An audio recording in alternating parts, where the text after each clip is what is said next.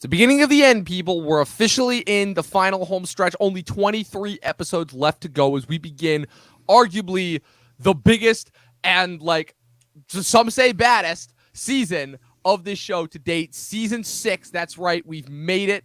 It's the infamous season that builds to Battle of the Bastards and Winds of Winter. Pat, you looking forward to covering this season? Listen, I think the Talking TV family that's here talking Thrones with us will agree that the Red Woman, it's the reveal that no one asked for, but the one we deserved. That's the best joke you've made in a while. All of that and more on tonight's episode of Talking Thrones.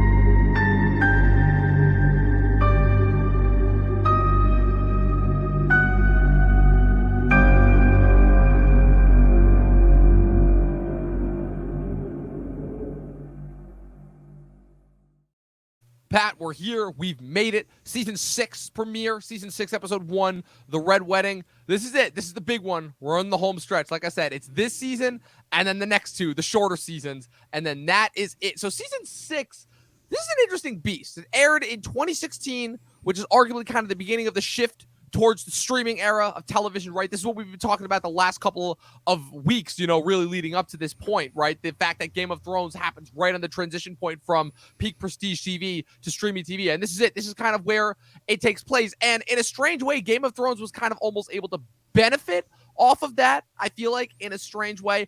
In addition, this is also the first season where we're officially past the books. Season 5 primarily wraps up a majority of the events that happened across the last two books in the series, Feast for Crows and Dance with Dragons. And although George R.R. Martin had provided Benioff and Weiss with outlines for his next two books, The Winds of Winter and A Dream of Spring, The Winds of Winter still has not been released to this day, a full whopping 11 years after the release of the last book, A Dance of Dragons.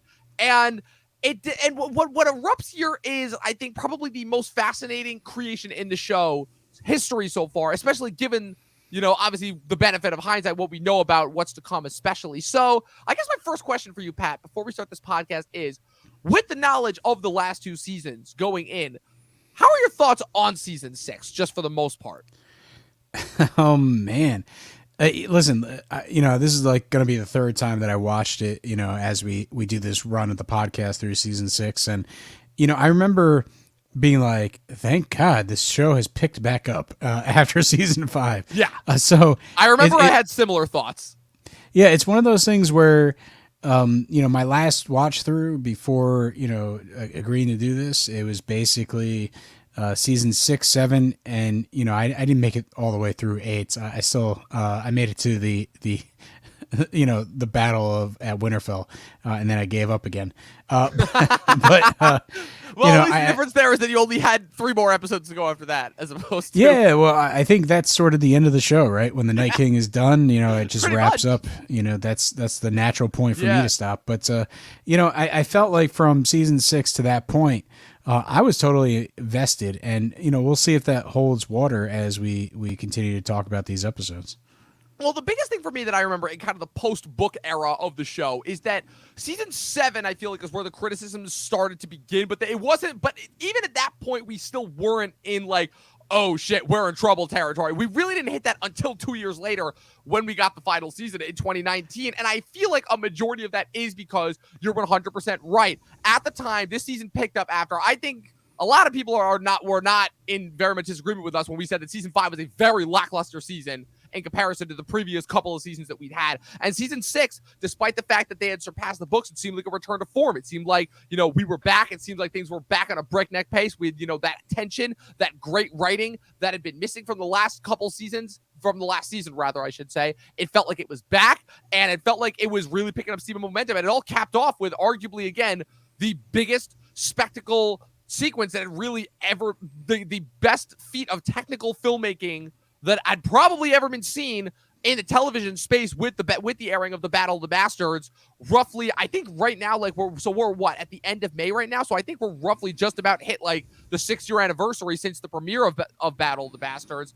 And like I said, all of that starts here, and all of that definitely signifies, although once again, I do still stand by my statement that the writing was never as strong as it was in those first couple of seasons, just because of how tight and gripping the story beats were, and just how well thought out and well matured and how fleshed out each of those characters' arcs.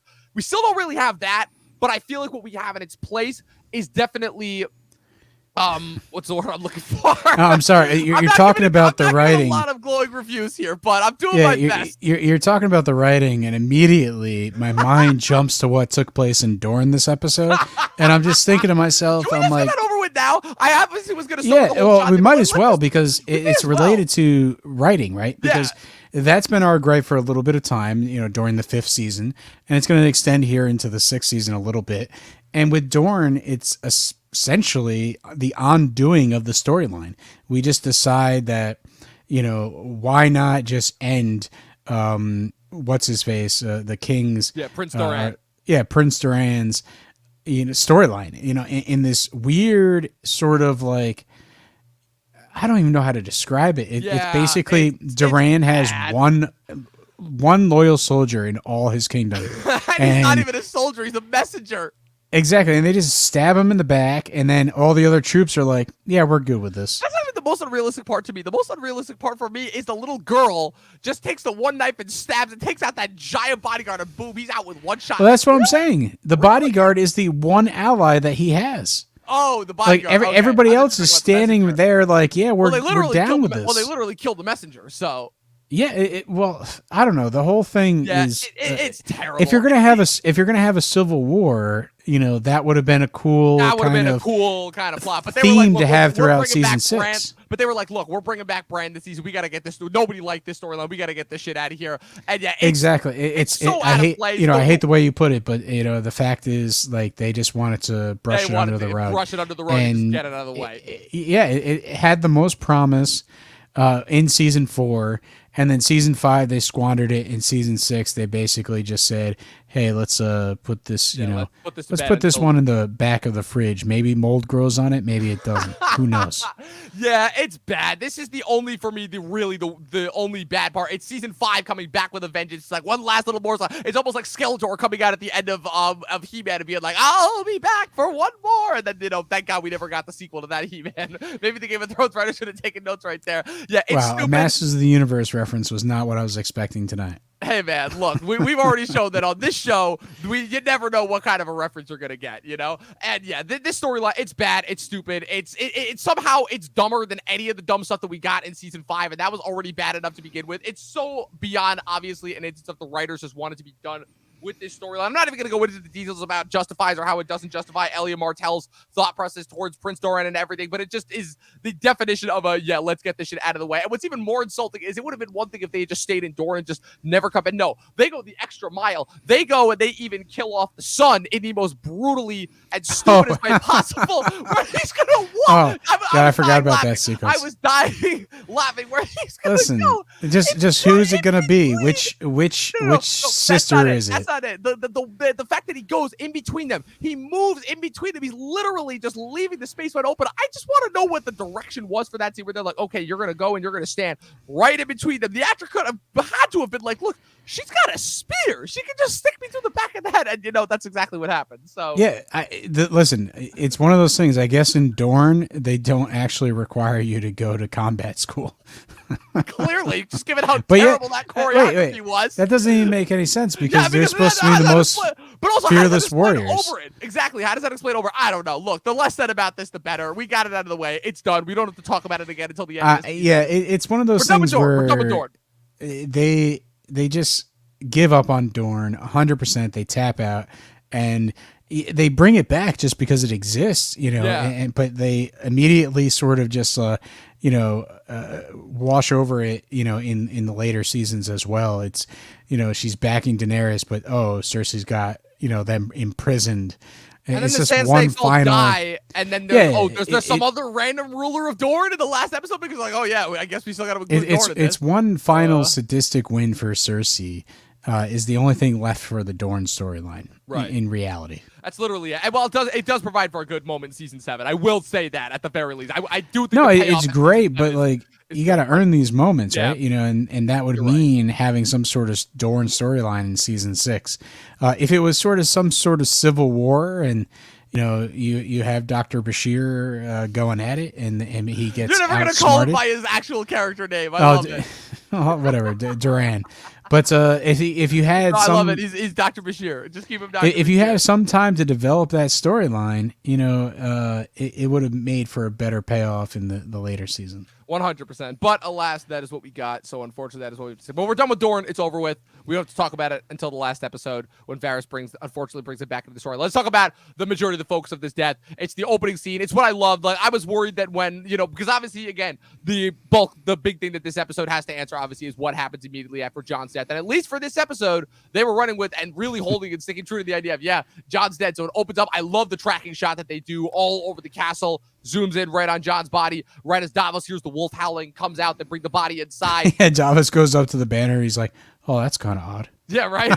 Like, weird. Seeing Jon just laying there, dead body just lying out in the ground. That's the other problem too. Again, that's another problem why their plan was stupid. It's like they just left the body there. Like someone was gonna fight. Well, them, yeah, the whole point is to see the traitor sign and so intimidation, or it's like you got to choose one side or the other. So I get the reason why they left the body there. My favorite part is like all the supporters of Jon come out at that moment. They all come out at once. It's like they all know. Yeah. It's like they've all got and Davos attachment to him. And Davos is delivering traffic. He's like, "You got to help me." And Davos doesn't actually do anything. He just lets everybody else pick Jon up and bring him to the room. He's been Stannis' hand for the last couple of years, all right? He's used to underlings, doing what he wants. Plus, he's a little older, so I'm chalking that one up to him, just like chalking it up to age. No, but what I will say, he's a natural leader in this He circumstance. is a natural leader. Yeah, this is the thing that I like is this season. I think is much more so Davos coming into his own, because the one thing I will say is that obviously, once we know that inevitably Jon comes back to life, it feels like the two biggest factors behind it, the things that are really backing him and giving him like a lot of support, are Sansa and Davos. And this is Davos's moment. Davos really coming to play. He's been playing second fiddle to Stannis for the last couple of years, even though he's been Stannis' voice. And now that Stannis is gone, he ultimately is able to find a new leadership in Jon. And the thing that I will say is I do like how the relationship develops between Jon and Davos and how it's established here. The other thing I like too about the sequence is just how fast paced it is. They're like, yeah, this is urgent. They're like, fuck, like we realize, so now this happened, Jon's dead, and Davos is already, and they're already talking about like, yeah, we got to figure out about how this is going to blow back on us. And Ed's like, oh, we're going to kill every last traitor in the castle. And Davos is like, take a step back there. Let's think this through here. Yeah, Davos, hey, he's the one consistent character throughout the entire series. And, he's my personal favorite. I imagine that he's a fan favorite across he's top 5 for me. The board. He's just someone that always has the right wit, no matter what the situation is. And it's not forced. It's obviously a character that's like too smart for his own good, but every time they bring it out, it's well placed and it seems to play well in the show. So, I think Davos is consistent, from start to finish when he's introduced all the way to, the final moments of the series. And, it's just one of those characters that you love to see on the screen.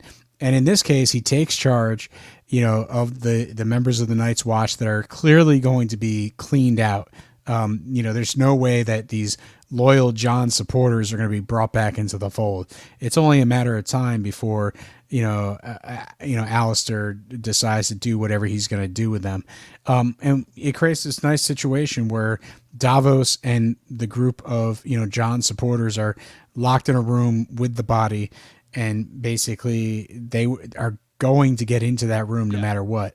And, really good bottle tension there. Really good bottle tension. I will say that. Like that's the biggest thing about this episode is this episode does an excellent job of reestablishing like this tension by having this like one looming event of, okay, what's going to happen to the rest of these guys that ultimately have to choose between a dead man and the rest of their so-called brothers, that ultimately want to, and the rest of their so-called brothers. It's a tough choice. And like, I'm glad that Benioff and Weiss, even in the post Martin, defined era, in the post-source material era, are still able to come up with and conceive of good, interesting moments like that. So famously, this is the first season where somebody other than Peter Dinklage was nominated in the Best Supporting Actor category. So far up to this point, Peter Dinklage, Lena Headey, and Emilia Clarke were the only ones that had been nominated for the show. So this was the year that also the first year famously that Kit Harington was nominated, long overdue, for his supporting actor Emmy. And if you ask me, this to me is the only season where Peter Dinklage does not deserve the Emmy. Peter Dinklage, as you know, has always been my favorite actor on the show. Season 6, he does not deserve it 100%. We'll get to that later when we get to his performance.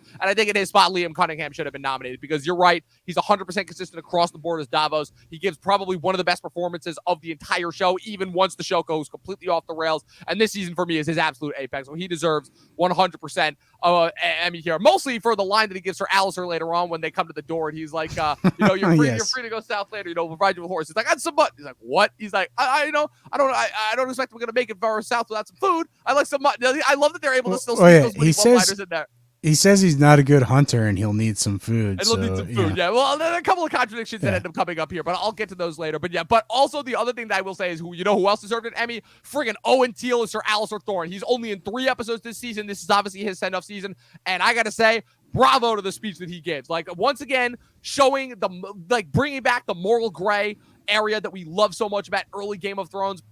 Bringing back the multiple layers where even though we know he even makes it clear that he hated Jon's guts from minute 1, he also admits that in part, despite how pig-headed the decision was in hindsight, he was doing this in some sense for the watch. And well, I think the best part about the speech is the idea that Jon let the wildlings through. He gave them the lands that they sort of pillaged and assaulted people Essentially, he uses the idea of Jon spitting in the face of the legacy and the hard work and the whole idea of the Night's Watch. He was destroying the ideal of the Night's Watch, and he put us in this position, and we had to do what we had to do. And, it's one of those things where it's a great speech because you have to understand, he's a very cunning leader, and he knows how to, control men. And the fact is he needs to solidify his power. And Davos even makes mention to this when they're in the other room. It's basically like he's probably done it by now, cemented the power. And, it's a really well-crafted sequence because it shows us how Alistair is really, getting the lesser of the Night's Watch to rally behind his cause and really sort of go along and agree with what he did to Jon. And Davos sort of understands how a power play like this happens. And so he's sort of giving his advice, to the other Night's Watch that are, strict Jon Snow supporters. And he's really going to help them out of the scenario. If it wasn't for Davos being there, basically they would have all died. But, Davos tells them hey, the wildlings are on your side. So you better go get them here to help you out. And so there's a whole plot, that's unfolding.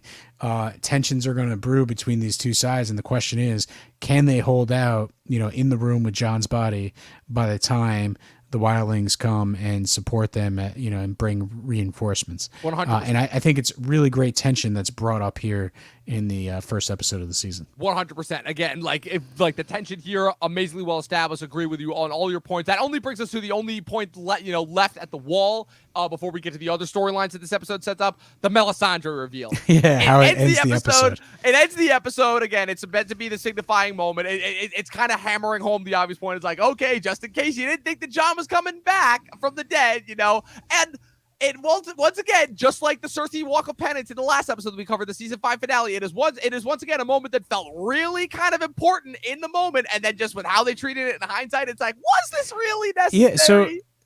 Basically it's hey, here's the reveal that we're never going to mention again. Yeah, we're never going to mention again. It's just there. The main thing is big flaw that I have with this season as well is their usage of the Red Priestess, because as we know, this is also the season where Tyrion brings in the Red Priestess in order to start spreading the good word of Daenerys around Meereen. And what comes of that aside from establishing that Varys hates sorcery, something that we already knew? So that just factors into a whole other problem that happens there, where it's we're starting to get into more of the interest and introspective of the sorcerers before all that is just completely abandoned in the last 2 seasons. Yeah, well, I think you're moving in this direction of magic, right? Because it's coming down to the Night King, it's coming down to Daenerys, it's coming down to Cersei, and so you're still, now that Stannis is gone, the main sort of storyline for the God of Light, you're sort of showing us that it still exists, and maybe it's a little bit bigger than Stannis, and I think that's the direction they were going in.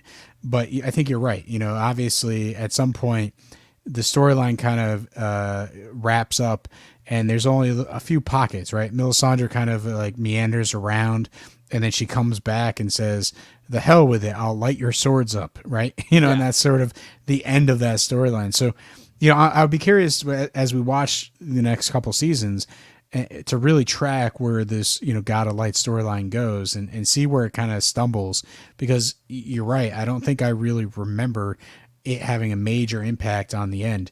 There's obviously, those band of brothers, the ones that are traveling the Brotherhood around. without banners. Yeah. There we Who go. also come back this season too. Yeah. So you have them, you have Melisandre, you have what's going on in Meereen.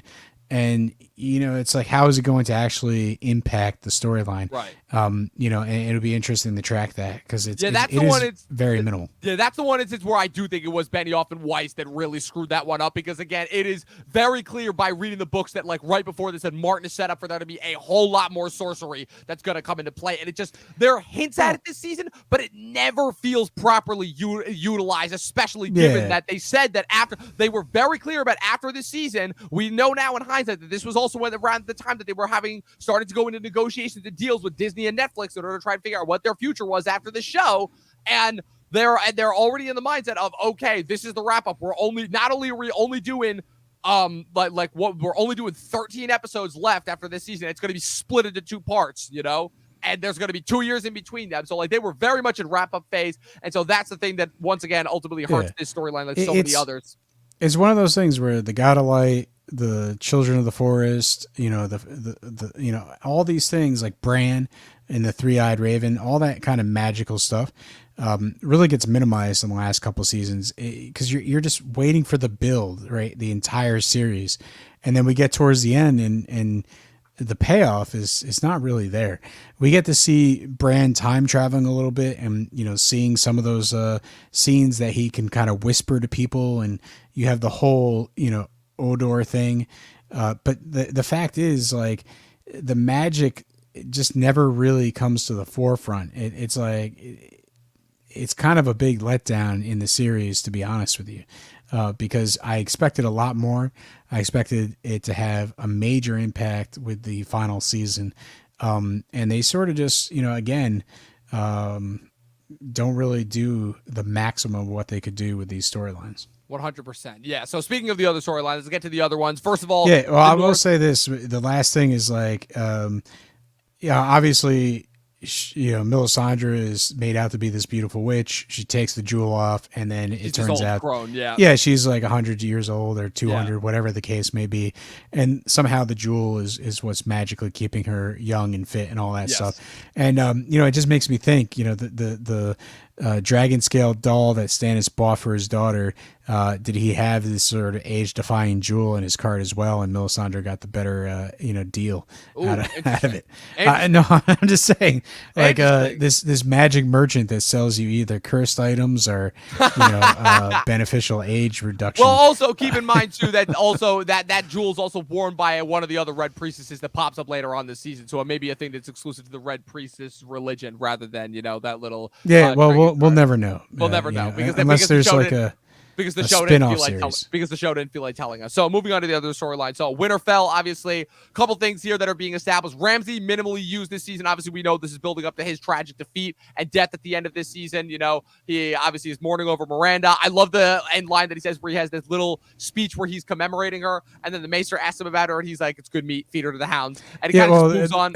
Yeah. Do you want a burial or a pyre? And it's like, good meat. Feed it to the hounds. I think that was perfectly placed for Ramsay, because remember, he's just the most awful human exactly ever. And it sums up his relationship with Miranda perfectly, because he even said it is like, she was the only one that really truly understood me. And it's like, just given how savage they were with each other, it makes sense. You also have a little bit of an interaction with Roose. Again, they're needed to set up more conflict for Roose and Ramsay, as we obviously know that Ramsay ends up killing his father in the next episode, where Roose is like, Sansa Stark, she's the key to the North, and without her, let's hope that my wife bears a boy in my name.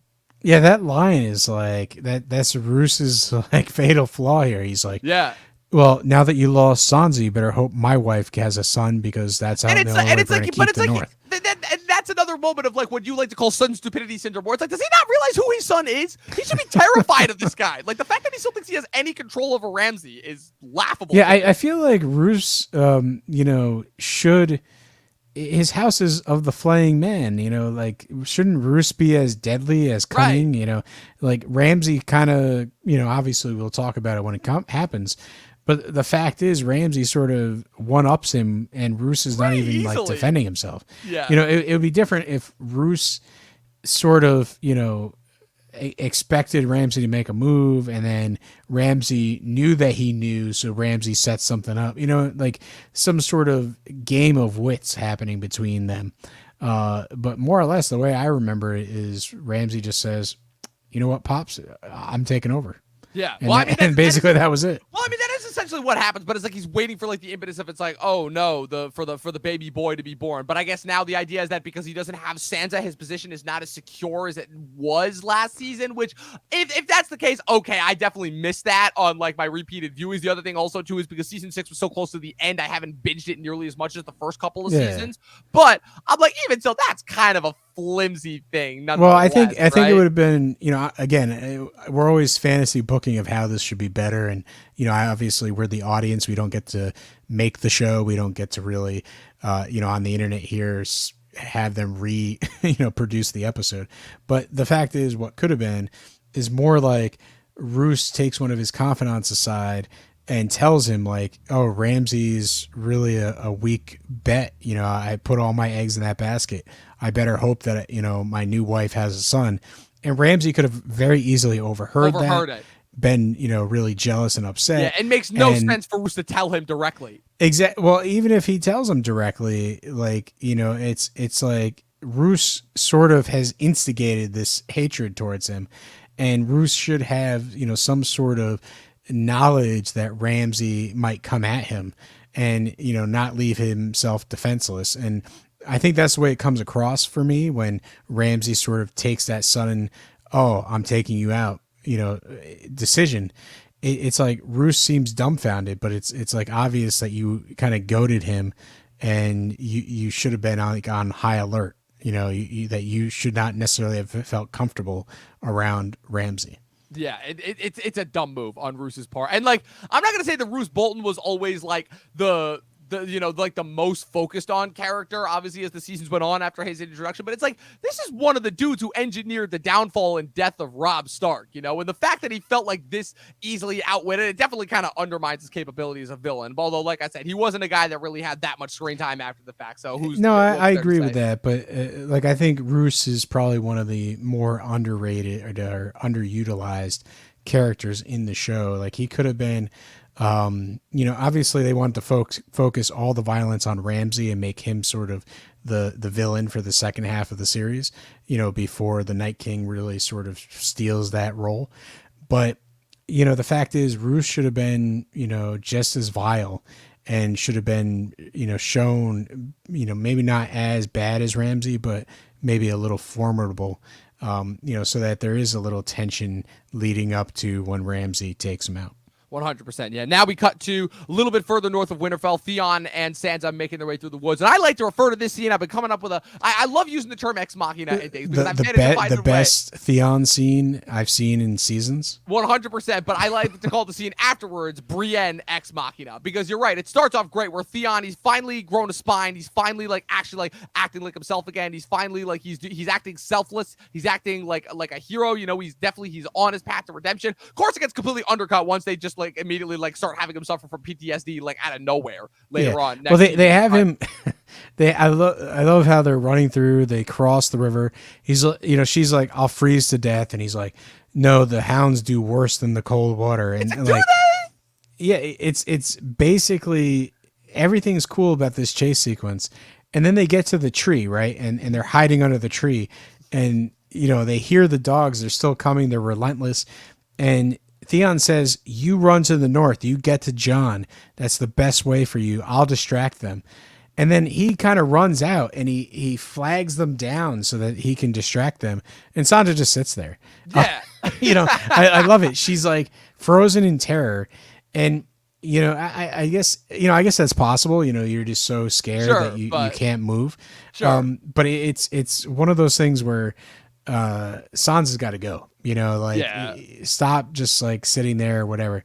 But what comes from this scene is Theon's telling all these lies, and the soldiers are just like, yeah, I don't believe Yeah, you. this doesn't make And the The hounds, dogs are immediately like yeah, barking like that. That's it's clearly it's someone the around the fact corner. that Ramsay's men basically just cut him out, don't even treat him as a threat, is like a testament to how broken Theon has been. Yeah. Because it's like they don't even think that he's going to pick up a sword and attack them. It's one of those things where it's like, just forget him. He's just Reek. And I will say this is like, obviously they get to Sansa. The one thing that happens here, this is where the weird teleporting begins, because the hounds just disappear from the scene.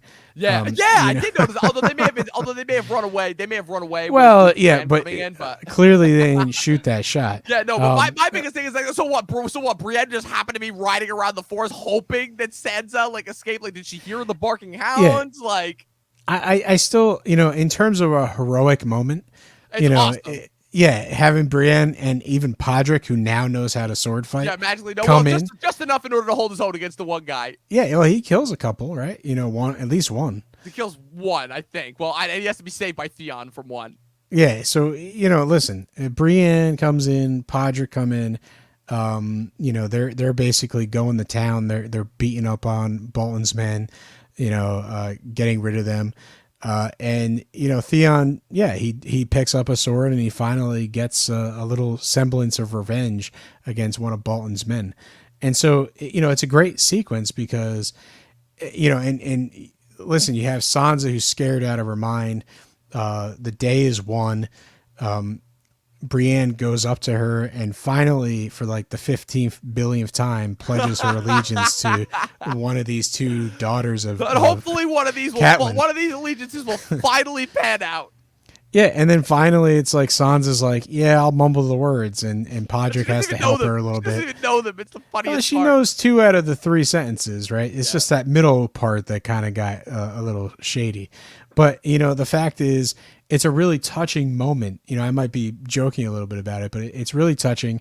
Finally Brienne gets that, payoff that she's been looking for so many seasons. Sansa's finally protected, so, these two characters that we've wanted to achieve something over the course of many episodes, finally, come together and they help each other in such a way where they're able to sort of get what they want. Sansa obviously secured away from, Ramsay and never really have to feel that she's in danger of being captured again. And Brienne, who wants to, basically keep her oath to Catelyn Stark. And so this scene is sort of a, culmination of those storylines. And I think it's a really awesome payoff here in this episode. 100%. Yeah, the thing that I've said the most about season 6 is satisfying because it finally gave the good guys, quote unquote, who had just seemed to just take pummeling after pummeling after pummeling, specifically last season. It finally gave a lot of them a break. It gave Jon a victory, it gave Sansa a victory, it gave Daenerys a victory, it gave Tyrion a victory, sort of. It gave, and most of all, it gave Theon and Brienne victory as well. It just felt like every single character this season just earned a little something, just after having been consistently and continuously screwed over last season. Even the characters who we're not as big a fan of, even Cersei gets a little bit of her own this season as well, with her ultimate victory over the Sparrows. And that's probably the most satisfying thing. That's the thing that saves this sequence in particular, just given the ludicrous mechanics and logic that they have to jump through in order to get it through to there. But like I said, it's getting back to kind of those moments and those payoffs that we've been waiting to be paid off for a while now. And that's what ultimately made it so satisfying. Now we cut to King's Landing. And this is a brief moment. Again, King's Landing is very, very sporadic this season until they ultimately big up to the big boom, quite literally at the end. Cersei is in the castle awaiting Myrcella's return. Marjorie is still very much in prison. They're trying to plan out their next move against the Sparrows and figuring out. And of course, I think that ultimately the thing that really redeemed Myrcella's death after it kind of came out of nowhere last episode. Like I said, the scene itself was great. The death itself, it's like, really, you could have gotten around that. But like Lena Headey's performance in this scene, like carries this entire scene as far as just like her reaction, because it's the first time that in a long, long time that we've seen like Cersei, like the human side of Cersei, for lack of a better word. I feel like the last time that we saw this was in the 5th episode of season 4, if I'm not mistaken, when she was having that conversation with Oberyn about Myrcella, and you could just hear this like just tender nature and this tender side of Cersei that you had never seen before. And the fact that like this is one of the only 3 people on the planet who she had ever really truly cared about, and the fact that now 2 out of her 3 children are gone and dead, and this is one of the few that is one of the 2 that didn't deserve it ultimately, and she just dispels all this pain, all this anger, validates Jaime for everything. She's like, yeah, all my dumb decisions that I made last season, now this is me suffering for them. I love the dialogue here too, because she's talking about prophecies and this is what was foretold, and this is what I guess we're basically having to deal with. Everything's being taken from us, and it's destiny. And then Jaime, comes up and says, no, it's still us against the world. Like, we're going to fight back, and they're going to pay 10 times what have been taken from us. And so it definitely shows you the different headspace that the 2 characters are in. Cersei, everything's kind of falling apart. It's things are just going bad. She's doubting herself, and she's sort of in this negative headspace. And Jaime here is sort of still relying on sort of, I guess, the old thinking where it's like, it's just the 2 of us. Let's go rule this world. And, I think, obviously in this moment, this is the closest that they'll be, on the same page. But I think from this point until, when they reunite in season 8, they're going to be on, differing paths. 100%. Like I said, because it's the most vulnerable that we see Cersei, in addition to everything that she has both wrought upon herself because of her own actions and the actions of the Sparrows in the last season, this is kind of, in a way, like it's probably the only time I feel like that we ever root for Cersei, because the only time that we ever root for and care about Cersei as a character is when we know that her motivations are for her children, and all that's always what she's done everything for. But the difference is that she's doing it for like kind of like a selfless reason ultimately, and so the fact that like she's gonna find some validation for her daughter's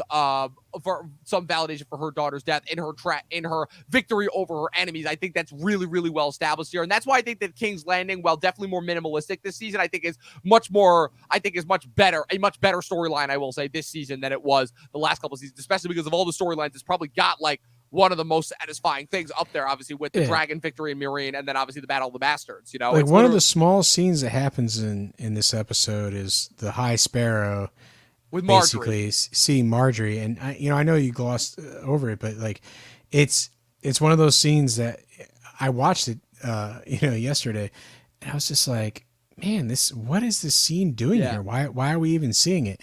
And it's sort of the beginning of this season's arc where High Sparrow uses Margaery to get to Tomlin because now Cersei's free and in the Red Keep. So you get to see the High Sparrow in this season start sort of playing the Game of Thrones finally in his own way.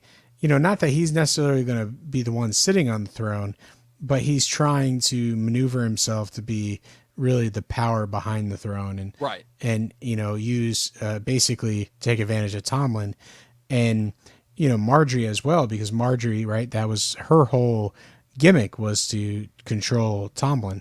But now the High Sparrow is basically hijacking that, and it's basically taking the Tyrells under his sort of wing. Right, at least Margaery, because as we know, Olenna is unaware of this plan for a majority of the season, and ultimately, we'll debate once we get to the finale whether or not that was a good idea, as far as whether Margaery should have clued Olenna in or not on the plan, and whether that really would have made any difference ultimately at the end of the day, especially given what Cersei was able to pull over everyone. But yeah, you're right, because at the end of the day, I think that Margaery, because of because of how it seemed like Cersei had finally achieved victory over her, and ultimately because of where the Tyrell storyline ultimately ends this season, very tragically. Marjorie's kind of an underrated power player this season because you're right. Like again, the plot mechanics, like kind of the plotting in King's Landing kind of comes back a little bit this season. Where you're right, the High Sparrow knows that with Cersei out and about again, he's definitely going to have a fight on his hands, just given everything that he's done to her. So he knows that he needs an out, and he's kind of maneuvering to control Tommen through Marjorie,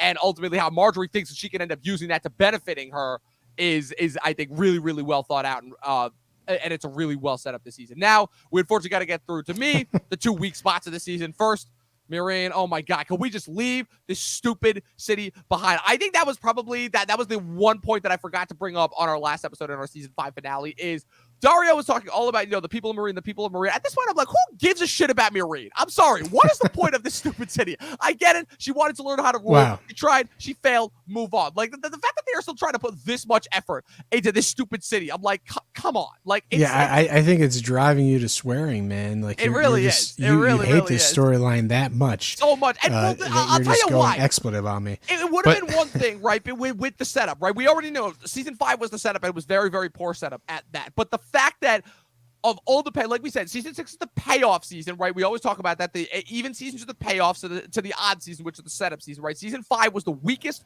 of the setup seasons since season 1, which, as we know, was a pilot season. But season 6, this is the payoff season, right? And for the most part, all the payoffs this season hit, with the exception, in my mind, of Tyrion and Meereen and Arya and Braavos. Those are the two that just fizzle out, and I'm like, what they're trying to do here do not work. The biggest reason for me, the biggest reason for that is because they should have all of the check marks here. This is literally just rinse and repeat of Tyrion in season 2 when he was ruling in King's Landing. He's been given a chance to rule again. He's got Varys by his side once again. He ultimately has to turn an impossible, war-torn, miserable city into, not a thriving paradise, but he has to have some form of return of peace there. He seems to have his work cut out for him. And what ultimately comes of it? He's fooled by some slavers, and one of the most obvious reveals ever when Varys has to use his little birds to find out that, shocker, the slavers from the other cities are funding the Sons of the Harpy, and then when he tries to make peace with them is Bagoy once again shocked again when they turn on them and immediately start to attack Meereen. It's like, what is going on? It's just like, this to me, my problem here is it's like, this to me is the culmination of my problems with Tyrion's arc and where they go, because Tyrion once again just becomes a moron out of nowhere. And this is Tyrion Lannister we're talking about. Listen, I think the Meereen storyline is just, we talk about how the writing is very intricate and they spend the right amount of time in the first few seasons. Now everything is streamlined, and that's what the Meereen storyline is. It's just, we get glimpses of the storyline. We don't really develop the slavers as characters. We don't develop the Sons of the Harpies as characters. We don't develop even the freed slaves or Meereen as characters. Right. It's really just, Tyrion and Varys walking around and weird things, observing weird things, seeing weird writing on the wall. Right. Tyrion he releases dragons. Tyrion trying to offer a coin to a mom and speaking bad Valyrian when it was shown that he could speak Valyrian pretty well in the last episode. It's like, so his Valyrian's not perfect. I'm okay with that, but what does that scene actually develop in terms of the characters? Like, does she go around the corner and be like, this guy might actually be someone we can trust, and some group, decides to approach him in the future episode, and like give him information, what's going on here? What, we talk about playing the Game of Thrones, but Meereen's an ancient city with a throne of its own. Right. Why is there no game being played there between the different factions?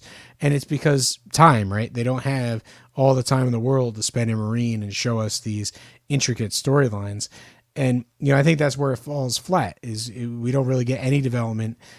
We just have to go on this roller coaster of like, some scenes, good things are going to happen to Varys and Tyrion. A lot of scenes, things are going to happen that are bad. And the fact is, we don't spend enough time to really develop and make sure that these land. And so sometimes Tyrion's got to take it on the chin and look a little dumber than his character has been built up to be, just because there's not enough time to flesh things out. I think an easy fix for this storyline, like you said, we were doing fantasy booking. I think that an easy fix for this storyline, if they had literally just done what they did in the books, except character swaps or Barristan for Tyrion, and just have Meereen be under active siege. Forget this stupidity of trying to figure out who's funding the Sons of the Harpy or anything like that. Because if I'm not mistaken, we haven't had that happen yet, where we've seen like a prolonged siege of a landing. If anything, we've only seen that in like brief glimpses of obviously brief glimpses during the one-off battle episodes, obviously. But I think it would have been really fascinating if, right as Jorah and Dario leave, how awesome would it have been if Tyrion and Varys walk out and they see all the ships from Yunkai and Meereen who have all come because they know the Dragon Pit attack worked. Daenerys and effectively has been driven from the city.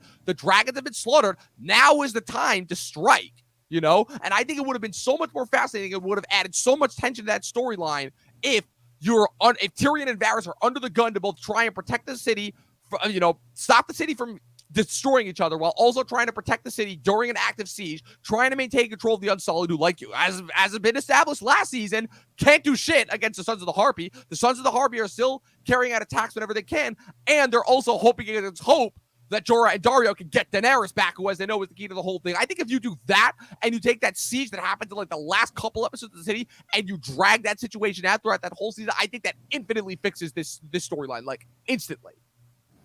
Yeah, and I think like the ships burning could be, saved for a later time. Could be the beginning for it, exactly. Like, yeah, but also it's like knowing. Well, if they're under siege, right, the ships are not going to really be able to leave port necessarily. But like that could be like what's allowing them to be there. And then later on, the ships burn. It's like, oh my God, we might have to surrender the city, right. And that's when Daenerys comes back with the ultimate plan. And the key who knows? Too is you only do it every couple episodes. Like if I'm not mistaken, I gotta check, but because it's Dinklage and because he's one of the most likable characters, they gotta put that storyline in every single episode. And it's like it just becomes exhausting after a while, and it becomes very apparent that they are literally spinning their wheels until Daenerys can get back. And it's like, meanwhile, it's like you do it every couple episodes, Tyrion meets in order to barter with the slavers, the slavers, they don't like his demands at first. Then gradually he warms up to them, but this could cause some tension with Melisandre and Grey Worm because they're not a fan of how Tyrion is warming up to the slavers because of how the previous treatment happens, Then obviously the slavers backstab on Tyrion. Tyrion realizes he was wrong, Sons of the Harpy are still pushing out. Like, all the seeds are there for them to do it. And then literally, right as all hope seems lost, that's when Daenerys comes in with the dragons and boom, roast all the slavers, and it's over with, like, that quickly. Like, that to me, like, I don't think I've ever seen a more obvious, easy fix for a storyline that is completely missed. Listen, the Meereen storyline is, really, it's just happening, it's not really the bread and butter of the show for this season. They're gonna have it there. It's we're gonna see it, like you say, almost every episode, and we're going to sort of just get through the storyline. Yeah, I'm gonna say it right now. I know this is a controversial take because I know that not a lot of people think this way, but for me, the Meereen storyline of season 6 is the Dorne of this season. Like, it's just an absolute chore to get through. Yeah, listen, I'm not exactly the happiest with it. It's we'll see as we go through. There might be a good scene here, a good scene there. But for the most part, I agree with you. It's sort of, it's on autopilot. It doesn't feel like too many big surprises are going to come from it. Obviously, I think the payoff at the very end when Daenerys sort of gets her way, and she kind of grows. She shows herself to be sort of a ruthless, warlord, I guess, at that point, that she can make these decisions on her own without her counsel deciding every move. So there is character growth, I think, by the end of this season. But, it's one of those things where, Tyrion and Varys are just sort of waiting for her to figure out her stuff, in the meantime. So, it doesn't make for the greatest plot line. It's just kind of there in the background and it serves its purpose. I'm sorry, but I don't want to be. I'll add one more thing to this before we move on. But like, how awesome would it have been to have a scene with Tyrion having to rally together the Unsullied and a horde of troops because it's their last stand, because they have no other choice. They are literally going to die anyway, so they may as well die in combat, and they have to lead this force of slaves this entire city against the slave forces in a force where they know they're badly outnumbered. They have no chance of winning at all, but they're at least going to die. How awesome would it have been a callback to season 2, where season 2, you had Tyrion leading a force that absolutely despised him, but whose respect he earned. And then here, you have another force that does not know him out at all and has no reason to trust him as an outsider. And instead, he's able to gain their trust through his complete and pure intelligence and lead them and at least have them hold their own in a battle against like that. I'm sorry, like I usually leave the fantasy book to you, but like the fact that I'm spinning a better storyline for this season, it's just listen, me mad. So listen, the show's over, so if you're listening to this podcast, everyone calls for you should have watched it 2-3 times by now. Right. But the fact is, I think this could have been, as you say, definitely a direction they could have taken. They could have done the callbacks to Blackwater, and I would have been eating that up with you. I think I would enjoy. Like, that sounds that awesome. Type of that is something I'm like, yes, that's the Tyrion I remember. And what a great redemption arc that would have been for him, too. And what a great way to solidify his arc with Daenerys so that he's 100% on board with her, where she literally comes in and saves him, and he sees the full force of the dragons, and he sees what they can do, and it's both terrifying and awesome at the same time. And think about how heartbroken that would make him when he sees that same dragon fire being used in the destruction of King's Landing. That season obviously being what it was. I digress. I'm sorry. I gotta stop. I think what we're, basically, our kind of like digging deep into these storylines is because we want more. We want sort of the novel-esque details that, the source material kind of can give this show. And obviously it's a TV show. A lot of things have to be streamlined. They only have, 50 to 60 minutes per episode in the most cases to get through the storylines. They have so many characters. They're so spread out that they got to be economical with their scenes. So I understand the mechanics of making a TV show, but I think every time that we go on this booking rampage of like how things could have been different, the core is we want just more substance, more details, more setup. We want, things that, you would get if you were sort of reading a novel, just because the world is so rich. And I feel like the TV shows, when it streamlines some of these things and it doesn't really make it feel like it's a rich storyline, that's when we feel unsatisfied. 100%. Yeah. And there's another instance in which we feel unsatisfied. Again, Arya just getting the shit beat out of her in Bravos for no reason. Like, this is the moment. Like, here's the thing, because the thing about the waif in season 5 is the waif was established as like potentially just being, like the yang to Jaqen's yin, where, you have these two different faceless men figures. It's kind of weird that they're the only two faceless men figures, but I digress. Where Jaqen is the one that kind of trusts and has faith in Arya that she'll be a good addition to the faceless men. And the waif was always like, she's too attached to her homeland. She's not really ready for any of this, And now you have the waif has been validated by Arya's deeds at the end of season 5, but now you just have her coming out and just being a bully to Arya. I'm like, is this supposed to be more like the mental manipulation that Jaqen was doing with the whole faceless trick at the end of last season when she went blind? Or like, what's going on here? The scene's really weird. It's like, are you listening to them? They're talking about you. And I love how too everybody just passes by as this one random blind girl is just getting beat up by this one girl with a stick. She's clearly blind. I almost wanted I almost wanted someone to, like, at the beginning of the scene, be like, "Oh my god, you must have ate too many of the seafood. You got poisoning. You're blind." Poisoning. Just bring it back to the oyster clubs, cockles, and clam spit. It's like, man, I'm sorry. I guess I'm just traumatized by that. But the fact is, this scene is, we know that she lost her sight. They show her in sort of dire straits, and then the waif is there saying, like, it's almost like your training is not complete. Like, we're not going to leave you for dead. And like, stand up and fight. You got a little bit of a harder track now, but like, we're exactly still willing to lend you an ear. So I understand like where this storyline is going. It's very quick. It's very easy. It's again, it seems kind of random that they're just like fighting in the middle of the street and everybody's like, just sort of like eating popcorn and watching. Like no one's questioning this. No one's whatever. It's kind of an odd scene, but I get where it's going. It kind of sets things up for this season, and it's quick, it's easy. You don't really have to think about it in this episode. I kind of wish that we got a little more, into it, but it's fine. We just don't really have the time in this episode to go into it. So they just sort of let you know that Arya's still around. She's still blind, still dealing with the waif. And that's all we need to know in this episode. And so we'll see as the season progresses, like where this storyline takes us. But here in the first episode, it's just a reminder that the state she's in. 100%. 100%. Yeah. And if anything, you could see that the waif's abuse could factor into Arya's decision to go back to Westeros. It's like, man, I was going to dedicate my life to you people. You people lie me and beat me up with sticks. Fuck that. I am going to go back to my family and go back to killing people on my list, Yeah. But so anyways. Kind of a blunt way of looking at it. A little bit. Sure. But I mean, hey, let's wrap this episode up. Like I said, this is a gangbusters premiere, but let's wrap it up with, again, Daenerys. So interesting thing about this storyline, right? The Daenerys storyline in this season, like I said, it's a little bit weighed down ultimately by the Meereen arc and the fact that it is ultimately kind of constrained by, okay, they're supposed to be under a timetable where they have to get Daenerys back to Meereen, but we obviously know about all the stupidity that's happening in Meereen. Once again, this is another storyline that, while it is good on paper, it lacks urgency and kind of just goes magically in the character's direction when it needs to. But I will say that the setup for it in this episode, at least, is still pretty good. I like the idea of Daenerys being back with the Dothraki, the fact of that's all cool.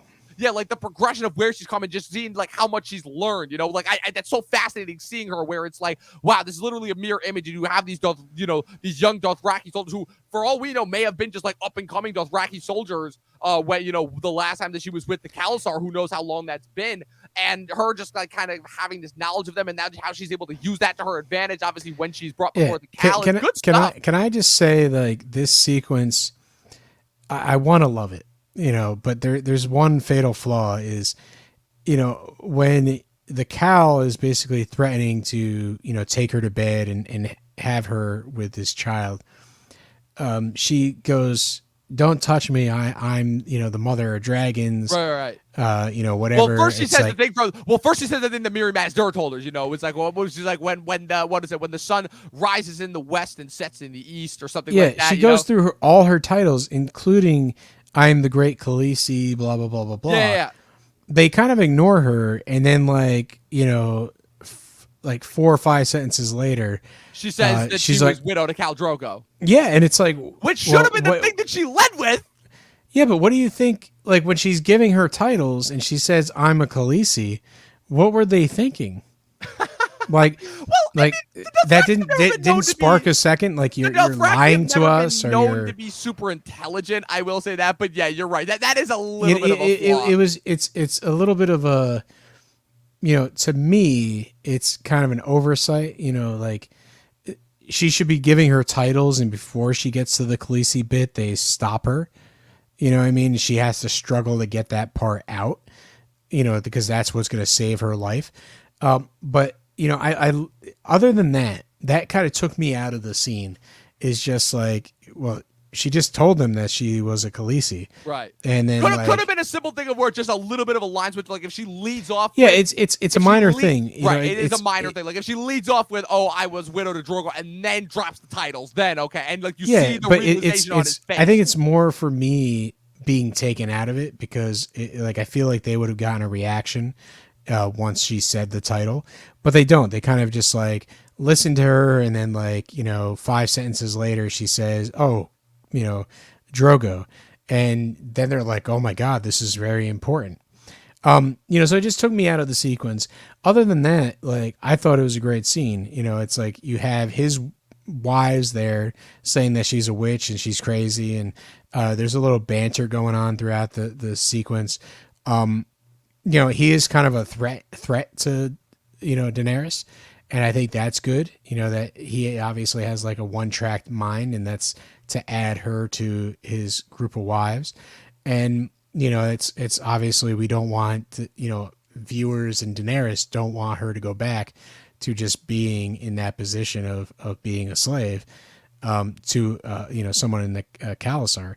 So the fact is, it kind of creates this tension of like, how is she going to get out of this? And I think it's like you said, it shows her growth, her knowledge, and how she's able to sort of handle it, and kind of reminds you, oh yeah, she is a competent leader. As much as last season tried to make you think that she wasn't. Yeah, so I'm all for that, and I think it's a really good scene. just a little bit of wordplay takes me out of it a little bit. But other than that, I kind of like the scene. I kind of like how it's like we're going to introduce you to this, retirement home for widows, I guess. I love the concept where it's like just a bunch of this essentially like giant cottage in Vice Dothrak where it's just like all these Dothraki widows, Yeah, so you're setting up this storyline. We don't know what it is. It's a mystery. Daenerys is obviously, going down this path. It's sort of like, will Jorah and Dario get there in time? Get there in time. That's sort of the setup, right? And, by the time they get there, obviously we've seen the show, but Daenerys figures it out for herself. She doesn't need no man to come rescue her. Yeah, that's another thing that starts this season that we'll get into at a later point. Yeah, so I think as we see that unfold, it just shows you how strong her character has become. There's a couple questions about the Dothraki in general that this storyline brings up, but again, it's kind of like the best way I can put it is it's like a low hanging fruit victory for Daenerys. She just needs to grab that cavalry before she gets ready to go to Westeros. So yes, 100%. It's a very easy way for her to wrap up the Dothraki storyline and get them under her command. Yeah, exactly. That's kind of like the way that I summed it up too, is that even though the inception of the storyline is really awesome at its core, right? And I like I said, the storyline lacks a sense of urgency, and with how it results, like I said, it's compounded and weighed down by the problems with the actual what's happening in Meereen.